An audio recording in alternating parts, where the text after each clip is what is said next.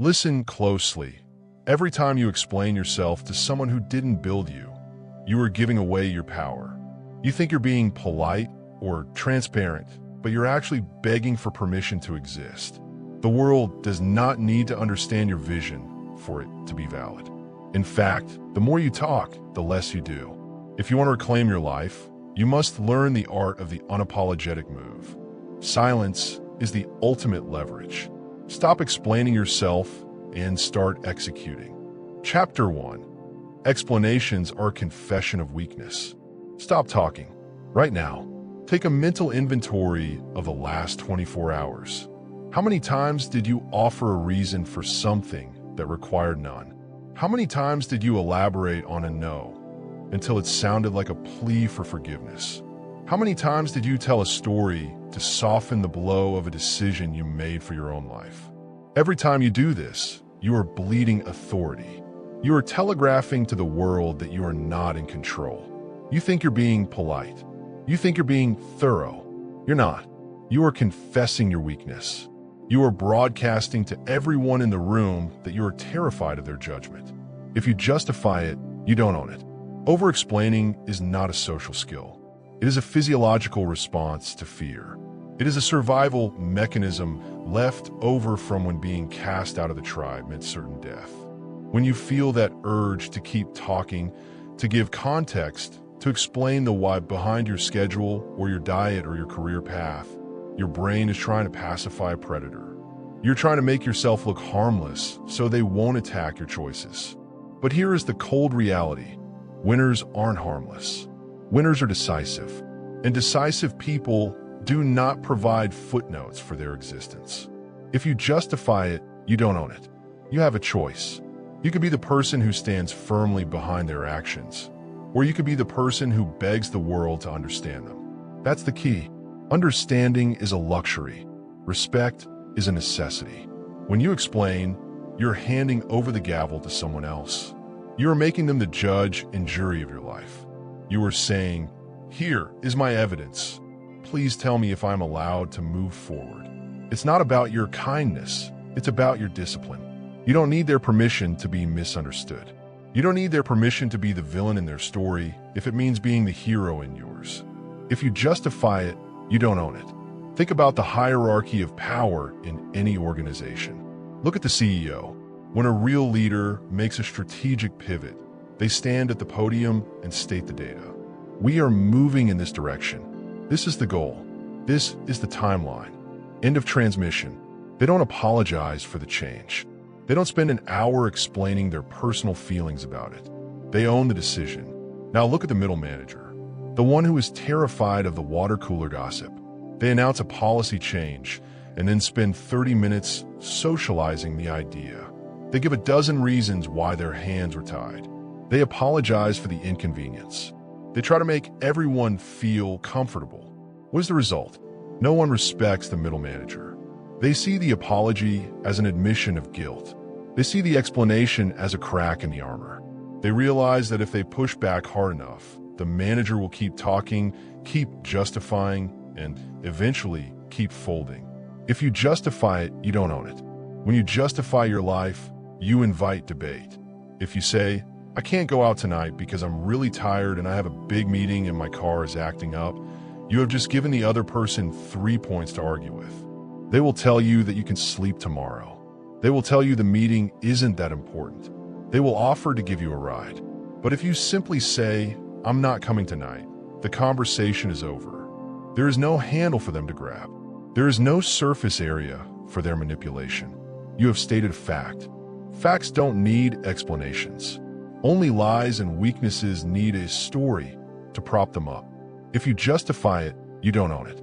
Here is your behavioral instruction, the justification fast. For the next 48 hours, you are forbidden from using the word because in relation to your personal choices.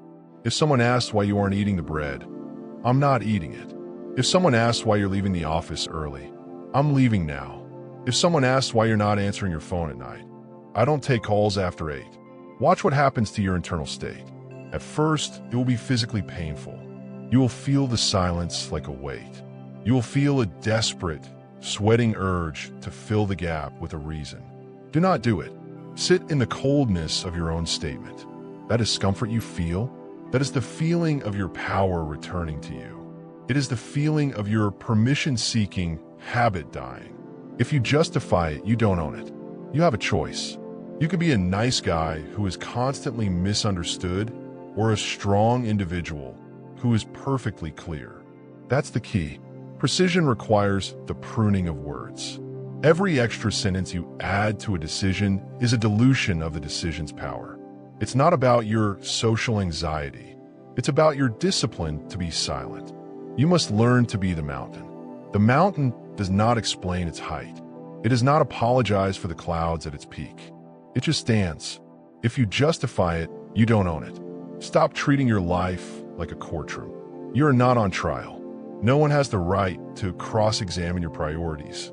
When you stop defending your choices, you realize that most people's questions were actually just attempts to pull you back into their comfort zone. They don't want to understand you. They want to control you.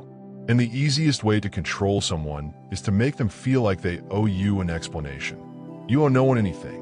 Not your time, not your energy, and certainly not the why behind your ambition. If you justify it, you don't own it. Build your life behind a wall of silence. Let people speculate. Let them be wrong. Let them think you are arrogant or cold or crazy. Their opinion of you is none of your business. Your only business is the work. And the work is much easier to do when you aren't wasting your breath trying to convince the world that you're allowed to do it. The moment you stop explaining is the moment you start leading. You lead yourself first. Then, eventually, the world has no choice but to follow your lead because they can see that you are no longer looking back to see if they approve. If you justify it, you don't own it. Repeat this until it is carved into your subconscious. If I justify it, I don't own it. If I explain it, I'm begging for it. If I defend it, I'm losing it. You have mastered the first step of the silent move. You have stopped the leak. You're becoming a closed system of pure intentionality. But understand this, silence isn't just about stopping the why. It's about realizing that the world is a market of influence, and you've been paying a high price for a currency that is worth nothing. You mastered the no. Now, let's talk about the invisible tax you've been paying to people who haven't earned a seat at your table. Chapter 2, The High Cost of Social Permission. Stop looking for a yes from people who are too afraid to do what you're doing. Every time you share a goal before you've started the work, you are committing an act of treason against your future. You think you're being collaborative. You think you're gathering feedback. You think you're being smart by testing the waters. You aren't. You are shopping for permission. You're looking for a group of people to nod their heads so you can feel safe enough to take a single step forward. But here is the cold truth. If the people around you are average, they will never give you permission to be exceptional. They can't. To validate your ambition would be to admit their own complacency. When you ask for their buy-in, you are handing them a pair of shears and asking them to clip your wings. You don't need a witness to be a winner. Seeking social permission is a sophisticated form of procrastination. It's a way to feel productive without producing anything. It's easier to talk about the business than to build the landing page. It's easier to poll your friends about the diet than to throw away the junk food in your pantry. You are burning your most valuable resource, time, on a committee meeting that should never have been called. That's the key. You aren't looking for advice. You're looking for a safety net. You want buy-in because you want shared responsibility. You want to be able to say, well, everyone thought it was a good idea if it fails. You are preparing your excuses before you've even started the race. You're trying to dilute the pain of potential failure by spreading it across a social circle. But in doing so, you are also diluting the power of your own intent. You don't need a witness to be a winner. You have a choice. You could be the person who needs a standing ovation just to start, or you could be the person who moves in total isolation. Most people cannot handle the silence of a solo mission. They need the likes, the shares, and the good for yous to fuel their momentum. But that fuel is low grade. It burns out the moment the first obstacle appears. It's not about your extroverted nature. It's about your discipline to stand alone. If your goal requires the approval of others to be valid, it isn't your goal. It's a performance, and you cannot build an empire on a stage. You don't need a witness to be a winner. Consider the aspiring entrepreneur. We see this every day. They have a big idea. What is the first thing they do? They start a group chat. They take their friends out to lunch and pick their brains. They post a poll on social media asking if people would theoretically buy their product. They spend months gathering social permission to exist in the marketplace. The market doesn't care about your friends' opinions. The market only cares about value. While this entrepreneur is busy polling people who aren't even their target customers, a disciplined competitor is in a dark room building a prototype. They aren't asking for buy-in. They are creating a reality. They let the market decide with its dollars, not its comments. They understand that one customer is worth more than 1,000 supportive friends. You don't need a witness to be a winner. Social permission is a tax on your speed. Every person you involve in your decision-making process is another person you have to convince, another person you have to manage, and another person who can inject their own fears into your brain. Most people are safety-first thinkers. If you ask 10 people for permission to do something bold, 8 of them will tell you why you shouldn't. They will point out the risks. They will highlight the stability you're giving up. By the time you're done listening, your fire is out. You have let the collective common sense of the mediocre kill the individual vision of the master. You don't need a witness to be a winner. Here is your behavioral instruction, the blackout period. For your next major project, you are to speak to no one about it. Not your partner, not your parents, not your best friend. You will work in total obscurity until you have a physical result, a finished manuscript, a launched website, a 10-pound weight loss, a signed contract. You must learn to generate your own heat. If you can't keep yourself motivated without the social hit of telling people your plans, then you don't want the goal. You want the attention. True power is developed in the vacuum of silence. When you finally reveal what you've built, it shouldn't be a proposal for them to judge. It should be a monument for them to witness. You don't need a witness to be a winner. You have a choice. You can spend your energy on PR for a life you haven't built yet, or you can spend it on the construction itself. That's the key. High performers have a very small circle of advisors, and they never ask for permission. They ask for data. They don't want to be told they're doing a good job. They want to be told where the blind spots are. It's not about your need for support. It's about your discipline to be your own foundation.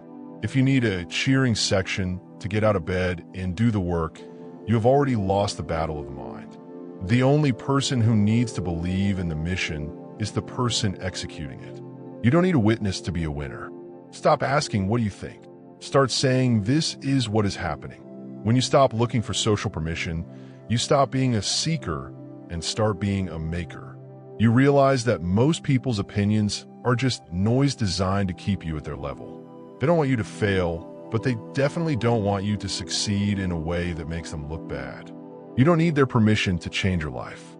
You don't need their permission to become a new person. You don't need their permission to leave the group behind. You don't need a witness to be a winner. Repeat this until it becomes your armor. My vision is not a democracy. My goals are not up for debate. My success does not require a vote. The most dangerous person in the world is the one who has decided to move and doesn't care who sees them do it. They aren't looking for a safety net of consensus. They are comfortable with the risk. They are comfortable with the isolation. They know that the only buy-in that matters is their own total commitment to the task. You don't need a witness to be a winner. You have mastered the art of the solo start. You have stopped the permission-seeking drain on your energy. You're moving forward without the need for a crowd. But as you gain momentum, you will notice a shift in the people around you. They will stop giving advice and start demanding access. They will try to pull you into the explanation trap because they can feel you slipping away. You mastered the start. Now, let's talk about how to maintain your status by refusing to fill the silence. Chapter 3. Respect is earned in the gap. You think that by being accessible, you're being likable. You think that by sharing every detail of your journey, you are building a connection. You believe that transparency is the same thing as trust. You are wrong. Familiarity breeds contempt. When you are an open book, people don't read you with awe. They skim you with indifference. They think they know your limits. They think they've mapped your potential. The moment you tell someone exactly what you are doing, you give them a sense of ownership over your progress. You invite them into the kitchen before the meal is cooked. They see the mess, they see the raw ingredients, and they lose respect for the final product. To command true respect, you must learn to create a gap between your decision and their awareness, a gap between your work and their sight. Let the result be the only response. You have a choice. You could be the person who narrates their life like a reality TV show, or you could be the person who emerges from the shadows with a finished masterpiece. That's the key. Respect is not given to the striver, it is given to the achiever. And the transition from striving to achieving should happen in total darkness. When you explain your process, you're inviting people to give you credit for the effort. But effort is not a currency. Results are the only currency. By staying silent, you force the world to judge you only by what you produce. You stop being a person who talks a big game, and you become a person who is the game. Let the result be the only response. It's not about your introverted nature. It's about your discipline to remain mysterious. You don't need their permission to disappear. You don't need to give them a status update on your growth. The gap is where your power grows. While they're busy talking about what you might be doing, you're busy doing what they can't do. Think about the elite athlete, the one who truly dominates their sport. When the off-season hits, the average players are posting videos of themselves in the gym. They want you to see the sweat. They want the likes for their morning cardio. They're desperate to prove they're working. But the champion? The champion goes dark. They stop posting. They stop interviewing. They disappear into a training camp in the mountains or a windowless gym in the city. For 3 months, the world hears nothing. The media speculates. The fans wonder if they've lost their edge. Then, opening night arrives. They step onto the field 5 pounds leaner, 2 steps faster, and mentally unbreakable. The transformation is undeniable because there was no narrative to soften it. The silence of the off-season made the noise of the performance deafening. Let the result be the only response. When you create a gap, you set the terms of the relationship. When you don't explain why you're busy, people realize your time is valuable. When you don't justify your new habits, people realize your boundaries are firm. You are teaching the world how to treat you without saying a single word. If you're always explaining, you're always defending. And if you're always defending, you are viewed as an equal, or worse, a subordinate. But the person who moves in the gap is viewed as an authority. Why? Because they aren't seeking validation. They're seeking impact. Let the result be the only response. Here is your behavioral instruction, the mystery phase. Identify one area of your life where you are currently oversharing. Maybe it's your fitness goals, your side hustle, or your financial plan. Starting right now, that topic is off limits. You will not post about it. You will not check in with friends about it. You will not answer casual questions about it beyond a simple, "I'm handling it." You will work on this goal in the gap for the next 60 days. You will let the pressure of the work build up inside you. You will not leak that pressure through conversation. When you finally reach a milestone, do not announce the milestone. Simply occupy the new space you've created. Let people notice the change on their own. When they ask, "How did you do it?" your answer is a smile and a shrug. Let the result be the only response. You have a choice. You can have the hit of compliment today or the weight of respect tomorrow. That's the key. Compliments are for children. Respect is for adults. Respect is earned in the silence of the grind. It is earned when you refuse to let the world into your head.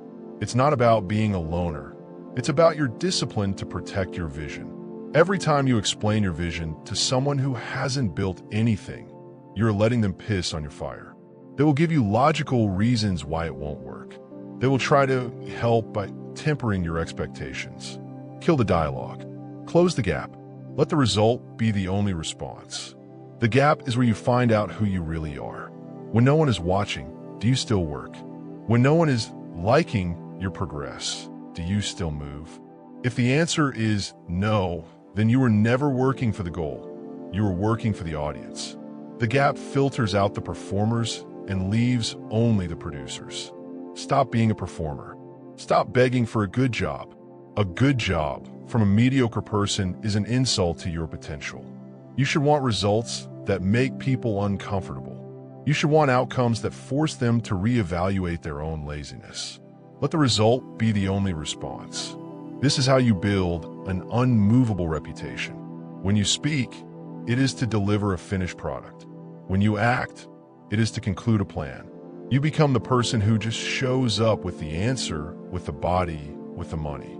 People stop questioning you because they know that by the time they hear about it, the deal is already done. You don't need their permission to be a mystery. You don't need their permission to be the black box of your industry. Let the result be the only response. Repeat this whenever you feel the urge to brag. My work is the only testimony I need. My results are the only evidence I provide. My silence is the only boundary I require. The gap is your fortress. It is the space where you forge your weapons.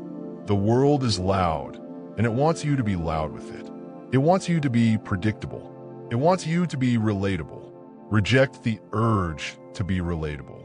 Be exceptional, and remember that the exceptional are rarely understood until they win. Let the result be the only response. You have mastered the gap. You have learned that your silence is a magnet for respect. You are moving with a new level of gravity. But as you withdraw from the sharing culture, the people who used to feed on your energy will become desperate. They will try to find a way back in.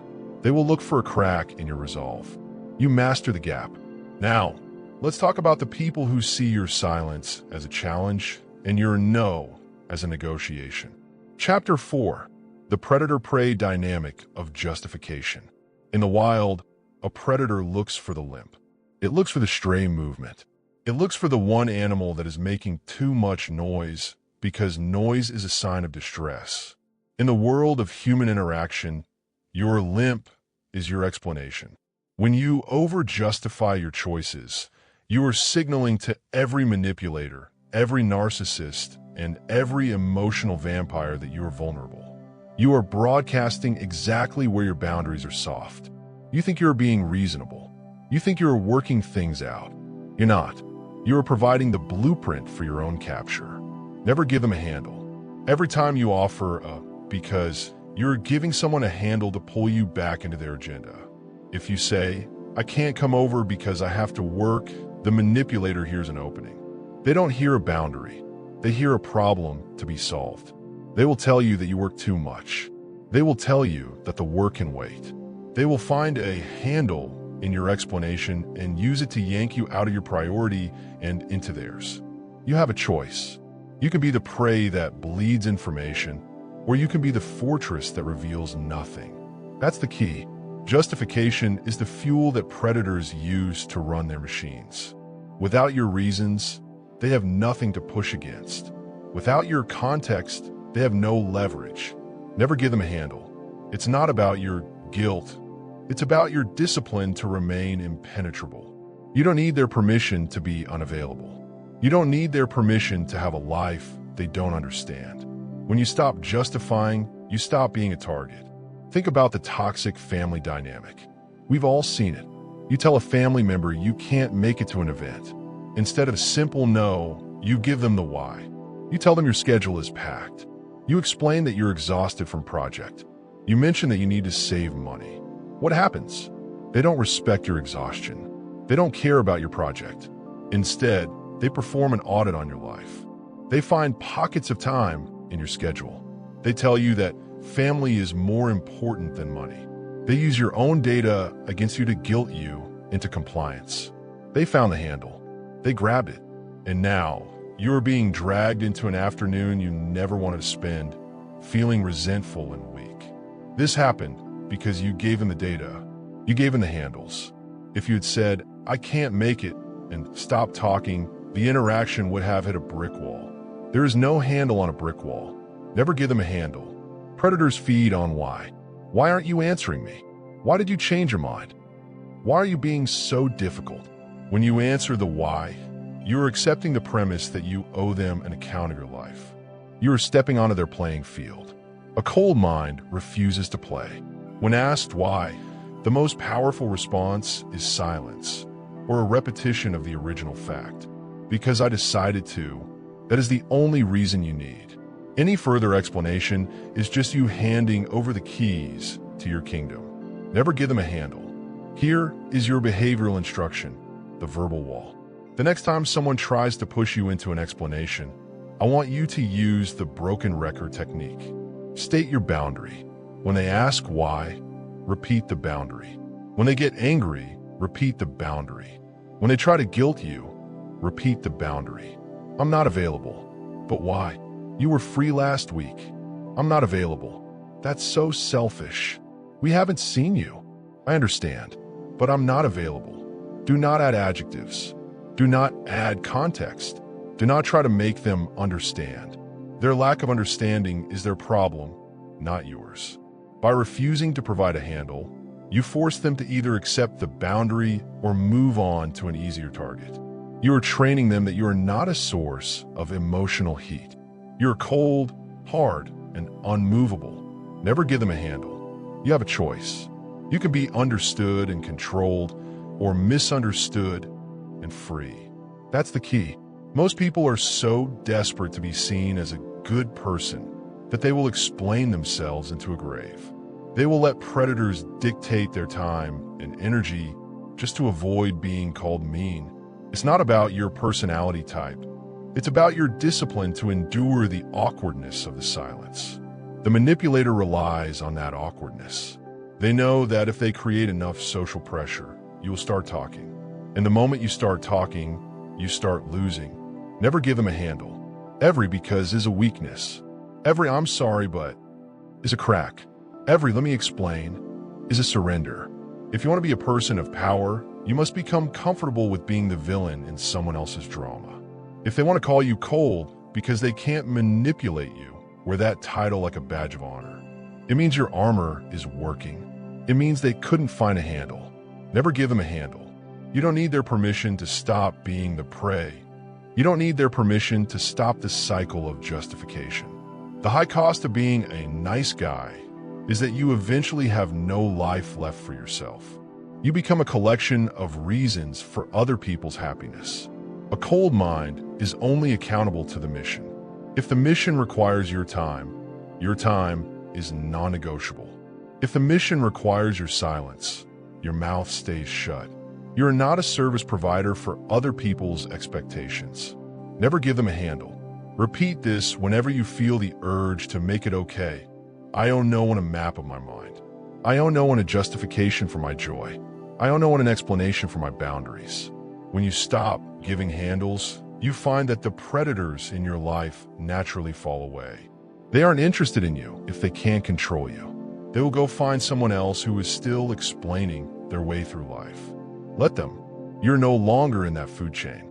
You have moved into a different category of existence. Never give them a handle. You have mastered the defense against manipulation. You have learned that your reasons are your vulnerabilities. You are standing firm, unmovable, and silent. But as you shut out the noise of the predators, you must also learn to shut out the noise of the negotiators. You must learn how to make decisions that require zero dialogue, even with yourself. You master the wall. Now, let's talk about how to move with the speed of a bullet by cutting the conversation entirely. Chapter 5, Decisions Without Dialogue. Speed is a weapon. In a theater of high performance, the person who can decide and execute while the opponent is still forming a committee is the person who wins. But most of you are slow. You are slow because you're loud. You think that a decision requires a conversation. You think that a move requires a debate. You spend your days dragging your ambitions through a swamp of unnecessary dialogue, looking for consensus where you should be looking for conquest. Stop talking about what you're going to do. Just do it. The cold mind understands that every time you involve an outside voice in your decision-making process, you are introducing friction. You are inviting doubt. You are allowing the heat of other people's opinions to warp your logic. A real decision is a silent event. It is a private contract between your will and the world. A no is a complete sentence. You have a choice. You could be the person who needs a support group to change their socks, or you could be the person who strikes without warning. That's the key. Decisiveness is a muscle. If you don't use it, it atrophies. If you constantly ask for feedback on your personal direction, you are training your brain to be dependent. You are teaching yourself that your own judgment isn't enough. You are becoming a mental cripple who needs the crutch of public approval. It's not about your collaborative nature. It's about your discipline to be the sole authority of your life. You don't need their permission to move. You don't need their permission to change the plan. A no is a complete sentence. Look at the high-stakes investors, the predators of the financial world. When they move millions of dollars, they don't hold a press conference. They don't poll their friends. They don't post their thesis on a forum for strangers to critique. Why? Because they know that talk creates heat. Heat creates noise. Noise tips off the competition and compromises the deal. They operate in the cold. They see the data, they make the calculation, and they pull the trigger. The world only finds out the move happened when the results show up on the tape. They understand that the more people you tell about a move, the more chances there are for that move to be sabotaged by fear, envy, or plain old stupidity. They choose the cold decision. They move in silence because silence is where the profit is. A no is a complete sentence. When you start a dialogue about your decisions, you're giving the world a chance to vote on things that aren't a democracy. Your health is not a democracy. Your bank account is not a democracy. Your time is not a democracy. If you decide to quit your job, quit. If you decide to start the diet, start. If you decide to cut off a toxic friend, cut them off. The moment you start discussing these moves with people who aren't stakeholders, you are admitting that you aren't sure. And if you aren't sure, the world will make sure for you. It will talk you out of your greatness. It will convince you to stay in the middle where it's safe. It will bleed your decisiveness dry through 1,000 what-ifs. A no is a complete sentence. Here is your behavioral instruction, the silent strike. For the next 7 days, you're going to make 3 significant changes to your life without telling a single soul. Maybe you change your morning routine. Maybe you cancel a recurring subscription. Maybe you stop eating a specific food. Do not announce it. Do not explain it if noticed. If someone asks why you're doing something different, your answer is, because I decided to. That is it. No, because, no, I thought it would be better if, no, I read this book. Because I decided to. You must learn to be okay with the silence that follows that statement. You must learn to be okay with the heat of their confusion. By refusing to enter a dialogue, you're keeping your energy internal. You're building the muscle of the cold decision. You're proving to yourself that your word is law. A no is a complete sentence. You have a choice. You could be transparent and weak, or opaque and powerful. That's the key. Transparency is for organizations with something to prove. Opacity is for individuals with something to build. It's not about your social skills. It's about your discipline to end the conversation. Most people use dialogue as a shield against the responsibility of the outcome. If they talk about enough, they feel like they've done something. They haven't. They've just masturbated their ego with words. A cold mind knows that the only dialogue that matters is the one between the plan and the result. Everything else is just static. A no is a complete sentence. You don't need their permission to be decisive. You don't need their permission to stop explaining your no. When you say no to an invitation, a request, or a distraction, stop right there. Do not add the sorry, I'm busy. Do not add the I'd love to, but when you add those things, you are inviting a negotiation. You're telling the other person that your no is actually a maybe if they can provide a good enough counterargument. But when you say no and leave it there, you are asserting your status as the architect of your own time. You are showing them that your boundaries are made of stone, not sand. A no is a complete sentence. Repeat this whenever you feel the urge to check in before you move. I'm the sole owner of my actions. My decisions are not up for review. My path is not a public road. The world will be offended by your lack of dialogue. They will call you abrupt. They will call you unpredictable. Let them. Unpredictability is a strategic advantage. While they're trying to figure out your why, you're already miles down the road of your what. You're a bullet. A bullet doesn't explain its trajectory to the air. It just travels until it hits the target. A no is a complete sentence. You have mastered the speed of the silent strike.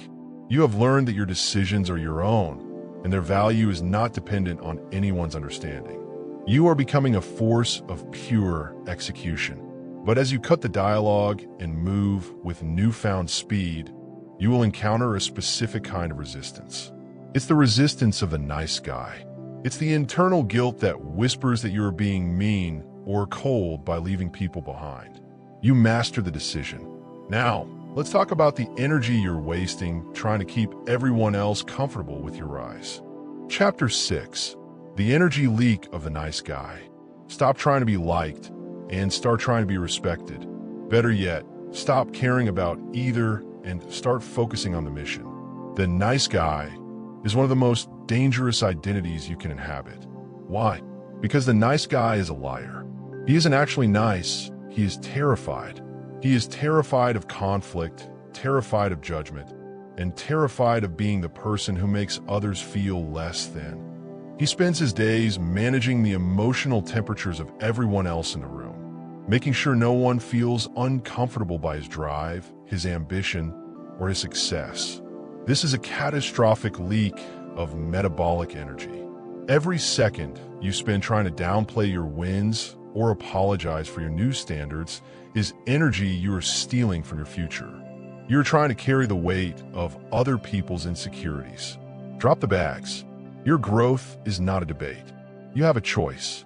You can stay in the pack and remain comfortable, or you can lead and become a target. That's the key. Growth, by its very nature, creates friction. When you change, you become a mirror. You reflect the stagnation of the people you left behind. When you start waking up at 5 a.m., when you start saying no to the drinks, when you start working in the Gap, you're showing your old peer group exactly what they are not doing. Naturally, they will feel uncomfortable. They will make jokes. They will call you obsessed. They will try to guilt you back into the fold. The nice guy hears this and feels a surge of shame.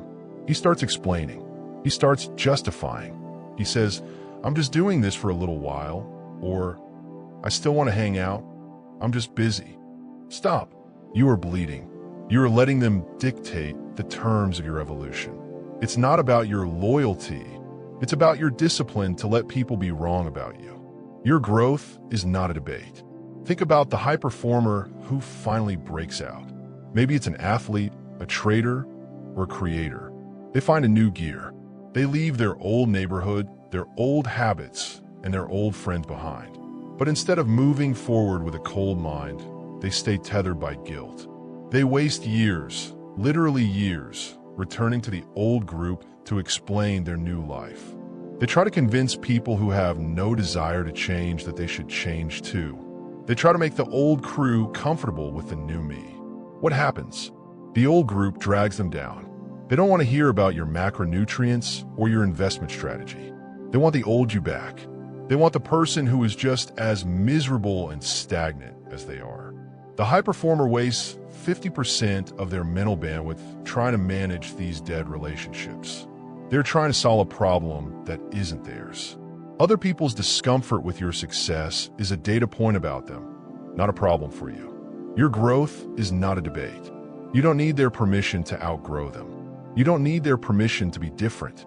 If your growth makes them feel small, that is an opportunity for them to grow or for them to leave. It is not an invitation for you to shrink. A cold mind views social friction as a filtering mechanism. If people leave your life because you became more disciplined, the system is working. The trash is taking itself out. Do not chase after it.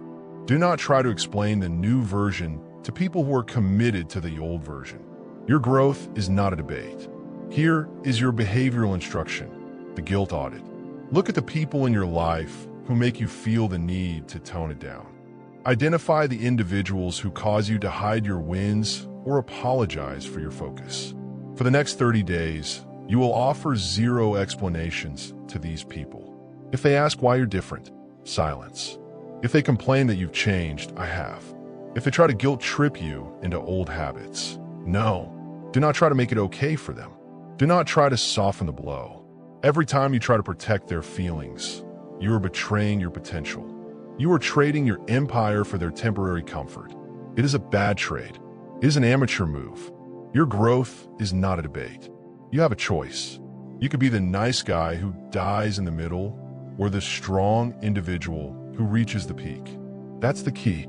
People who are actually on the path don't need an explanation for yours. They see the work. They recognize the coldness. They respect the silence. The only people who demand a why are the ones who are staying behind. They want to understand your decision so they can find a flaw in it.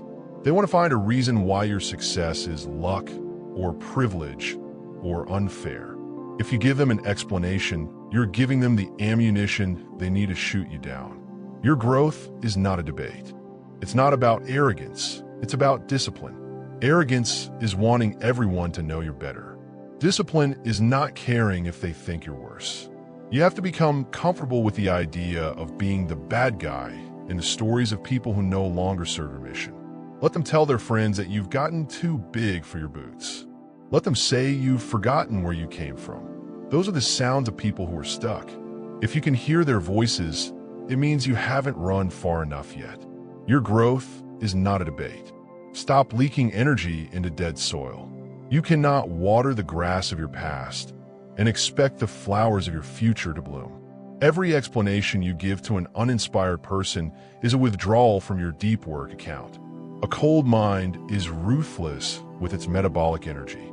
It knows that to reach the 1%, it must do what the 99% find uncomfortable. If the 99% are comfortable with you, you are moving in the wrong direction. Your growth is not a debate. You don't need permission to be the most ambitious person in the room. You don't need permission to be the person who leaves the party at 9 p.m. You don't need permission to stop connecting with people who only want to drain your battery. The nice guy wants to be understood. The master wants to be effective. Effectiveness requires the pruning of everything that slows you down. Pruning is a violent, cold process. The tree might scream in its own way, but it is the only way it grows tall. Your growth is not a debate. Repeat this until your guilt dies. I am not responsible for the emotions of the stagnant. I am not a buffer for other people's insecurities. My transformation is a private event. You are entering a new atmosphere. The air is thinner here.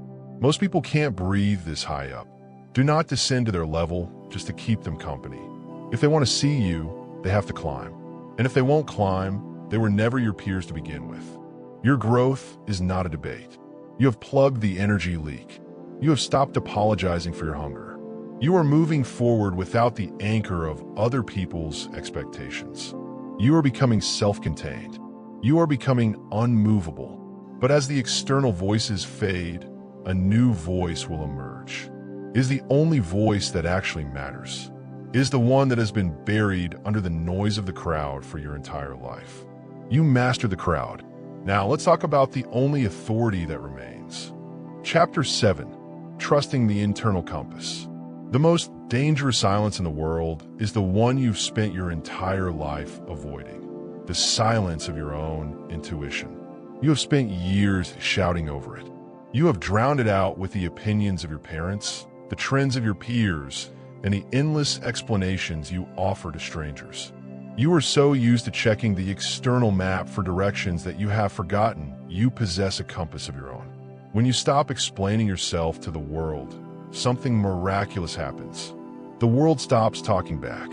And in that void, for the first time in a long time, you can finally hear yourself think. You stop being a collection of other people's expectations and start being an individual with a mission. The only approval you need is the outcome. You have a choice. You could be a satellite that orbits other people's values, or you can be the sun, a self-sustaining source of energy and direction. That's the key. Self-trust is not a feeling you find. It is a muscle you build. You build it every time you make a decision and refuse to justify it. You build it every time you act without looking around to see who is clapping. Every unapologetic action is a brick in the wall of your self-reliance. It's not about your intuition being perfect. It's about your discipline to follow it regardless of the noise. You don't need their permission to be right. You don't even need their permission to be wrong. You only need the courage to be the one who decides. The only approval you need is the outcome. Think about the master craftsman, the true artist. They don't hold a focus group before they strike the chisel. They don't post a work in progress to get a hit of social validation when the project gets difficult. They understand that the vision is a private debt they owe to themselves.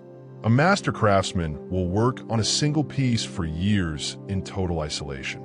They will endure the gray days where the work looks like nothing. They will ignore the critics who tell them they are wasting their time. Why? Because they aren't looking for a good job from a critic who can't even hold hammer. They are looking for the moment when the physical reality matches the internal vision. They know that once the masterpiece is finished, it won't need an explanation. The result will be so undeniable that the world will have no choice but to bow to it. They understand that the only approval they ever needed was the outcome. The only approval you need is the outcome. Most of you are terrified of this kind of isolation. You are addicted to checking in. You have a great idea, and you immediately bleed out the energy by telling 3 people about it. You're looking for them to say, "That sounds smart." You're using their approval as a substitute for your own conviction. This is a failure of discipline. It's not about your need for connection. It's about your discipline to keep your internal dialogue private. Every time you ask for a second opinion on a personal conviction, you are telling your brain, "I don't trust you." You are training yourself to be a second-guesser. You are teaching your internal compass that it doesn't matter. The only approval you need is the outcome. Here is your behavioral instruction, the solo decision protocol. For the next 2 weeks, you're going to make one high-stakes personal decision in total secrecy. It could be an investment. It could be a career pivot. It could be a major change in your physical training. You will not mention it to your spouse. You will not mention it to your mentor. You will not mention it to your accountability partner. You will research the data. You will consult your internal compass. You will make the move. And then, this is the hard part, you will live with the consequences in silence. If it succeeds, you don't brag. If it fails, you don't complain. You simply absorb the data and move to the next task. By doing this, you're proving to yourself that you are a self-contained unit. You are proving that you can handle the weight of your own life without leaning on the crowd. The only approval you need is the outcome. You have a choice. You could be the person who is safe because they follow the consensus, or the person who is powerful because they follow their compass. That's the key. Consensus is where dreams go to die. It is the average of everyone's fears. Your internal compass is the only tool that knows where your north is. It's not about being a rebel. It's about your discipline to be the authority. When you stop explaining yourself, you stop caring if you're misunderstood. In fact, you start to find a certain cold joy in being misunderstood. It means you are operating on a frequency that the average person can't even pick up. It means you are moving at a speed they can't track. The only approval you need is the outcome. You don't need permission to trust your gut. You don't need permission to ignore the expert advice that contradicts your experience. The world is full of experts who have never built anything. They have maps of territories they've never visited. Your compass is the only thing that actually knows the terrain beneath your feet. Stop looking for a sign from the universe. The work is the sign. The progress is the sign. The data is the sign. If the numbers are moving in the right direction, you don't need a vibe to tell you you're doing well.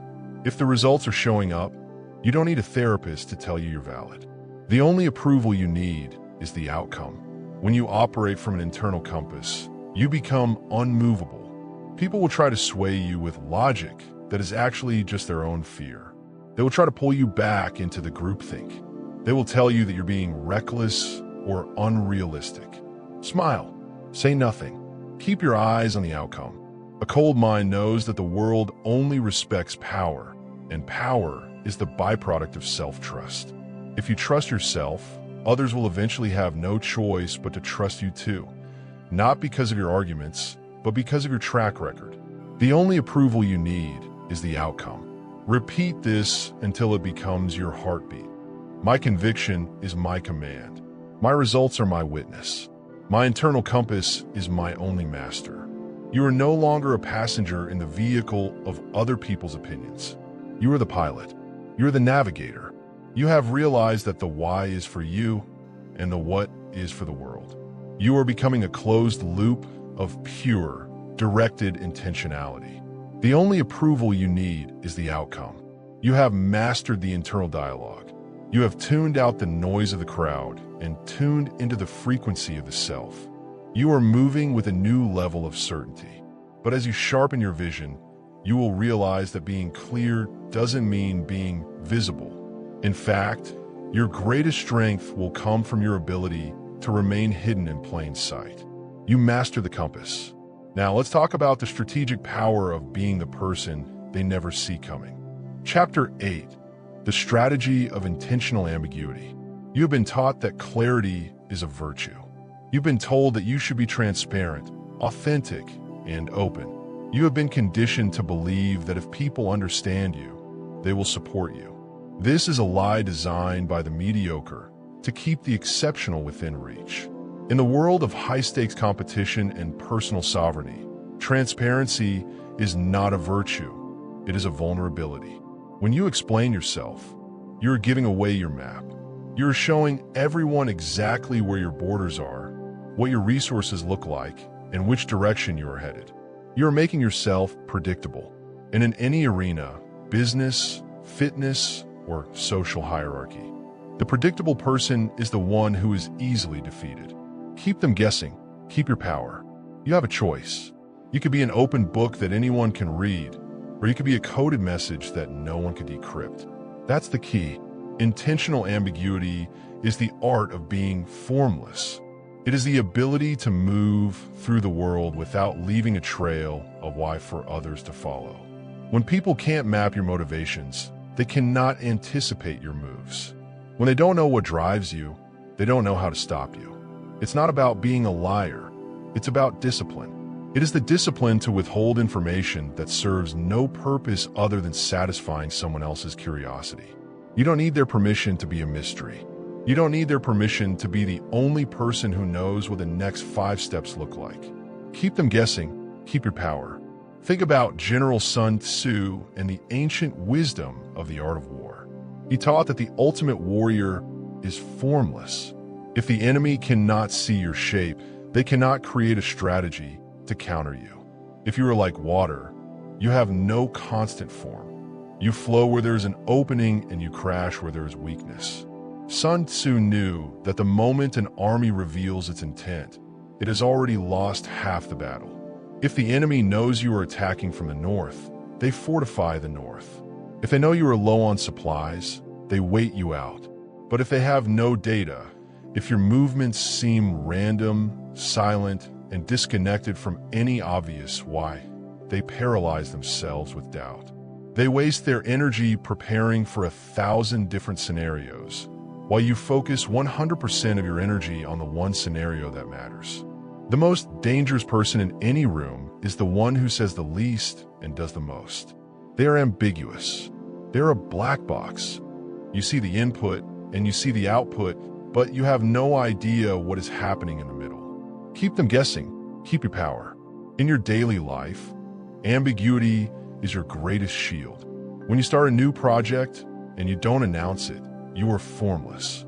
When you change your habits and you don't explain why, you are formless. When people ask you what your long-term plan is and you give them a vague, polite non-answer, you're preserving your strategic advantage. You have a choice. You can satisfy their curiosity and lose your edge, or you can endure their confusion and keep your power. That's the key. Most people find confusion unbearable. They will try to force you into a category. They will try to label you. He's just doing this for the money. She's just doing this because she's obsessed. Let them label you. Let them be wrong. In fact, encourage them to be wrong. If they think you're moving left while you're actually moving right, you have already won. Their understanding of you is a weapon they can use against you. Your ambiguity is the armor that makes their weapons useless. Keep them guessing. Keep your power. Here is your behavioral instruction, the low data diet. For the next 30 days, you're going to intentionally provide less data to the world. When someone asks a personal question, give a one-word answer. When someone asks for your opinion on a trend, say, "I haven't thought about it." When someone tries to figure you out, smile and change the subject. Stop being so relatable. Stop trying to make people feel like they get you. The need to be gotten is a sign of an unformed identity. A cold mind does not need to be understood. It needs to be effective. Every time you refuse to provide the why, you are building a reservoir of internal focus. You're keeping the pressure inside the system where it can do the most work. Keep them guessing. Keep your power. It's not about being shady. It's about discipline. It is the discipline to realize that your intentions are your private property. If you wouldn't give a stranger the keys to your house, why are you giving them the keys to your mind?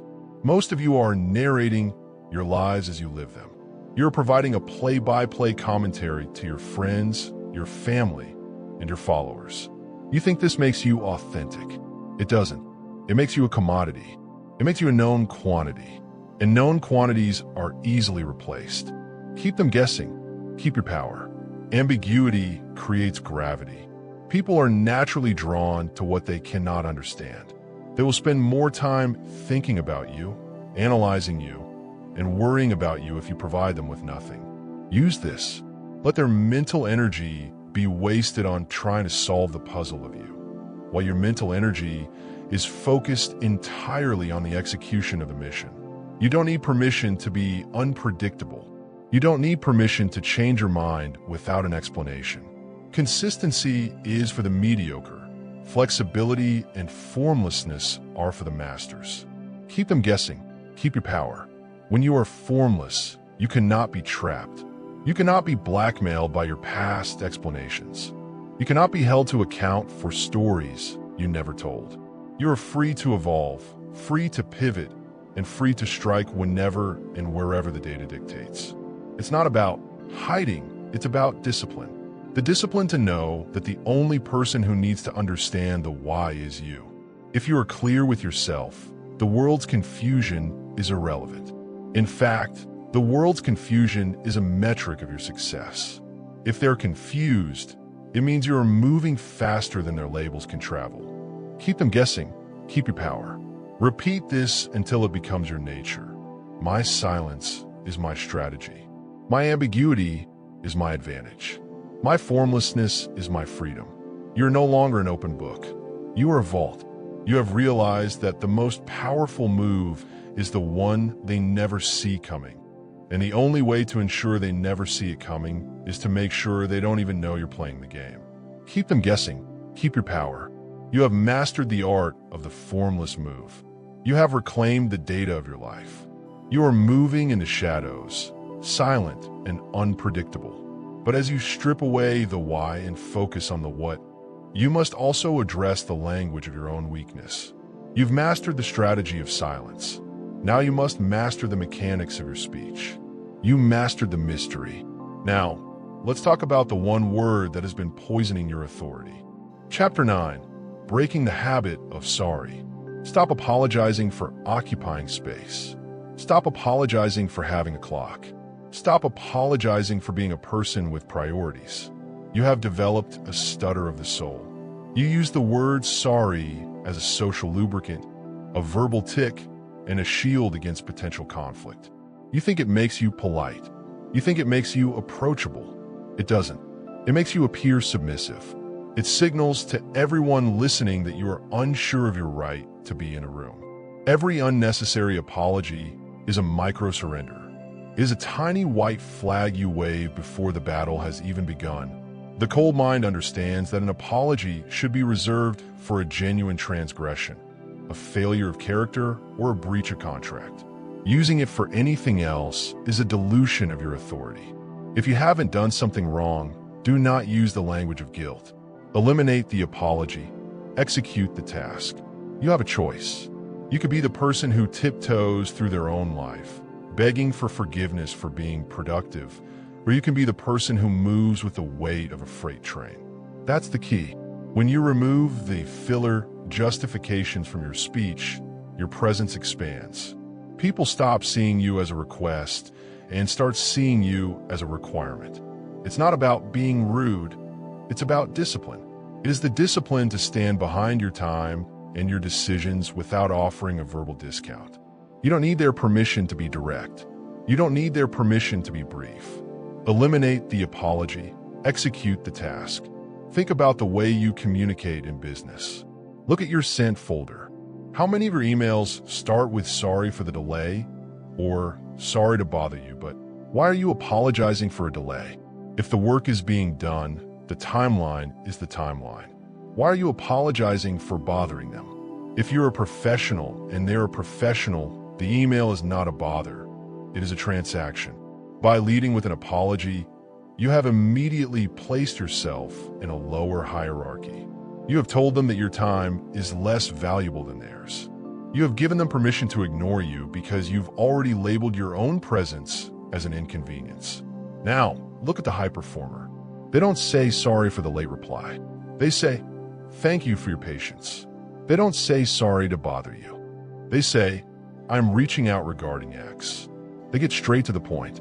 They see an immediate increase in response rates and respect because they operate with the assumption that their mission is valid. They don't ask for space, they occupy it. Eliminate the apology. Execute the task. Every time you say sorry without cause, you're performing a self-audit of weakness. You're telling your subconscious that you are an intruder in the world of high achievement. You are reinforcing the idea that your needs are secondary to everyone else's comfort.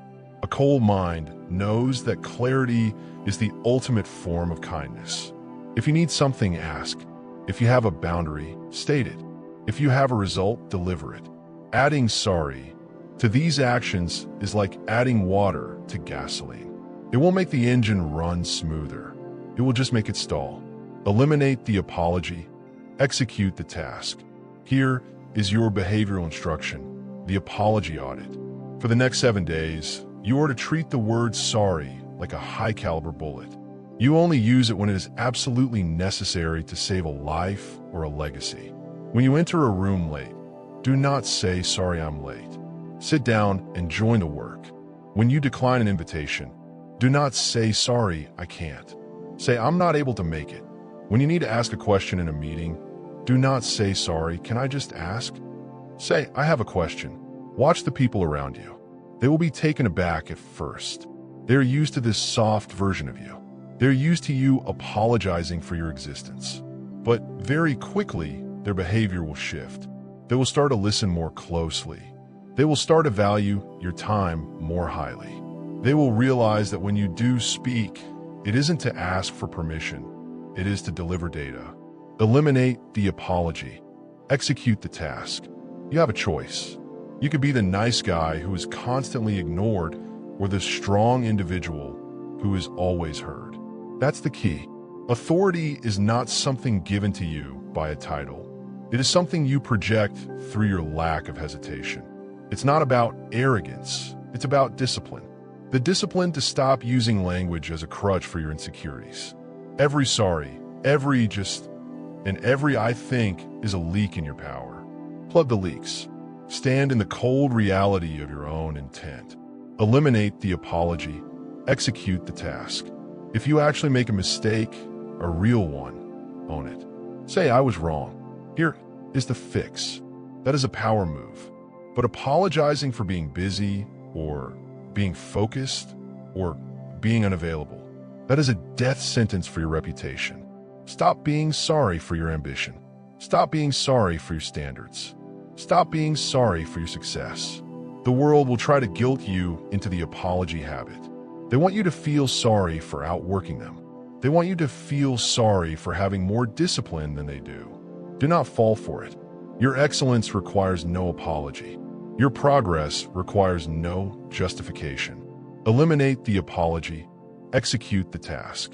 You don't need permission to be unshakable. You don't need permission to stop softening your edges for the sake of the fragile.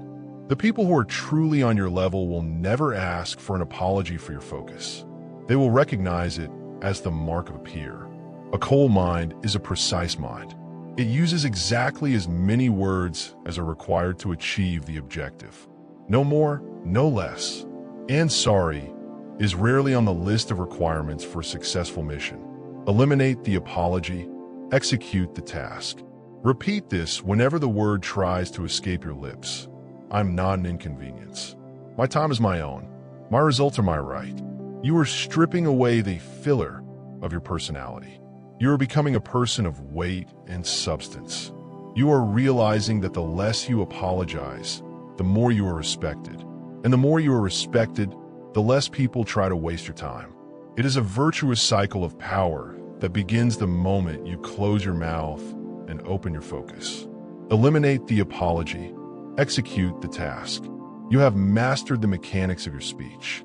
You have removed the submissive tics from your vocabulary. You are moving through the world with a new, heavier gravity. You are no longer a petitioner, you are a presence. But as your presence grows, you will reach the final stage of the journey. You will realize that all the strategies, all the silences, and all the boundaries have been leading to a single, unshakable state of being. You master the word. Now, let's talk about the final form of the man who needs no witness. Chapter 10, the unmovable self. You have reached the end of the explanations. You have traveled from the desperate urge to be understood to the cold realization that being understood is a trap. You have stripped away the because, the sorry, and the buy-in. Now, you stand at the final threshold. This is the stage where discipline is no longer a set of rules you follow. It is the very fabric of who you are. This is the birth of the unmovable self. The world is loud. It is a chaotic storm of opinions, demands, and projections. Most people spend their lives being blown about by that storm. They react, they defend, they explain. But the unmovable self does not react to the weather. It is the weather. I am the mountain. The noise does not matter. You have a choice. You could be a leaf in the wind, forever justifying your trajectory to every breeze that passes, or you can be the peak that the wind must blow around. That's the key. True freedom is not the ability to do whatever you want. It is the ability to be exactly who you are without the need for a witness. It is the state where your internal validation is so dense that the world's demands for an explanation simply slide off you like rain on granite. It's not about your ego. It's about your discipline to remain centered. You don't need their permission to be silent. You don't need their permission to be content with your own truth. When you reach this level, you realize that the most powerful thing you can do with a critic is to let them be wrong. I am the mountain. The noise does not matter. Think about the industry titan.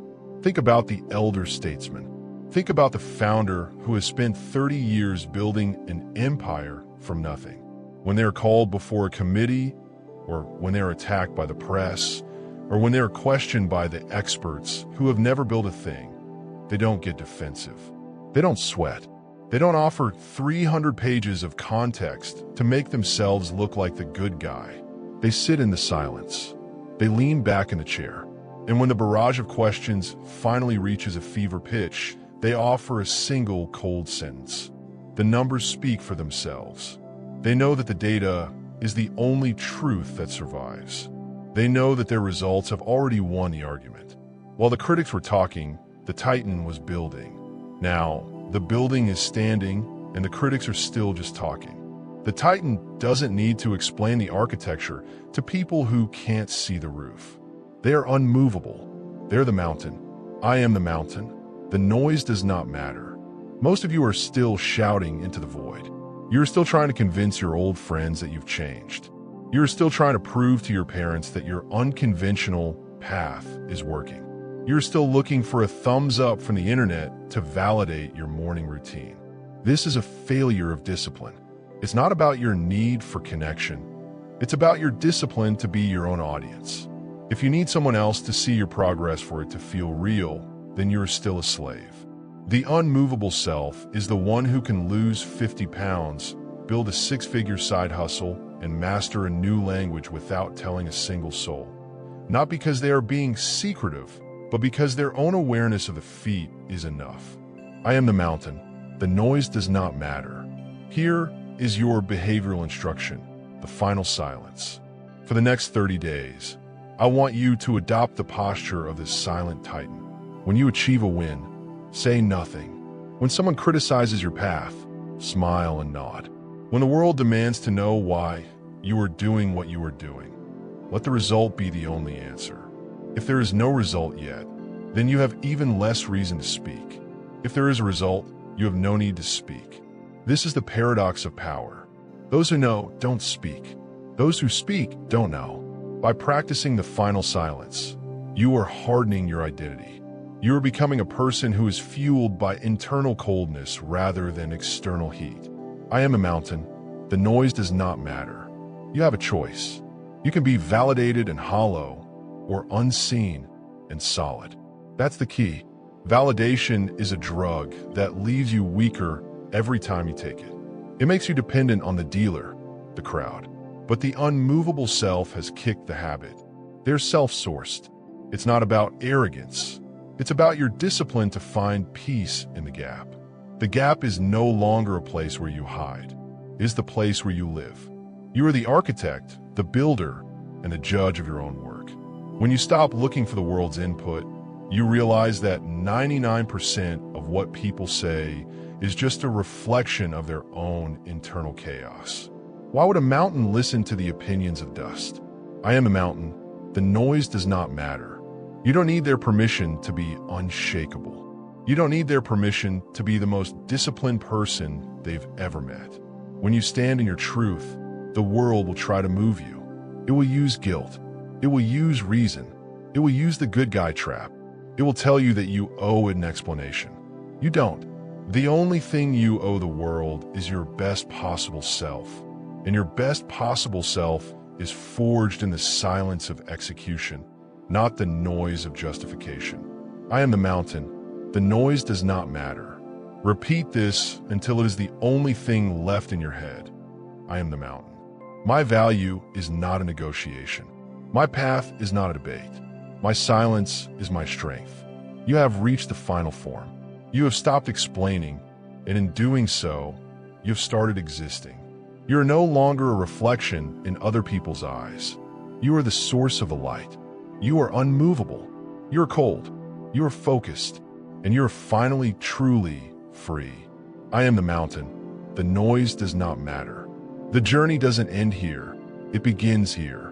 You have the tools. You have the mindset. You have the silence. The world is waiting for you to do something extraordinary. Not so it can understand you, but so it can witness what a human being is capable of when they stop begging for permission. You mastered the self. You mastered the silence. Now, it is time to deliver the final verdict to the person you used to be. The closing sequence follows. Conclusion. The time for talking is over. Every word you've spent today justifying your existence to people who haven't walked a mile in your shoes is a word you've stolen from your future. Stop being a petitioner in your own life. Stop asking for permission to be great. The world will try to pull you back into the explanation trap because they are terrified of your silence. They're terrified of a person they cannot categorize or control. From this moment forward, your life is a series of silent, powerful moves. If they ask why, let the answer be because I decided. If they ask how, let the answer be watch me. You are no longer a performer in their drama. You're the architect of your own empire. Reclaim your time. Reclaim your focus. Reclaim your soul. Put this phone down. Close your mouth. Go build something that needs no explanation.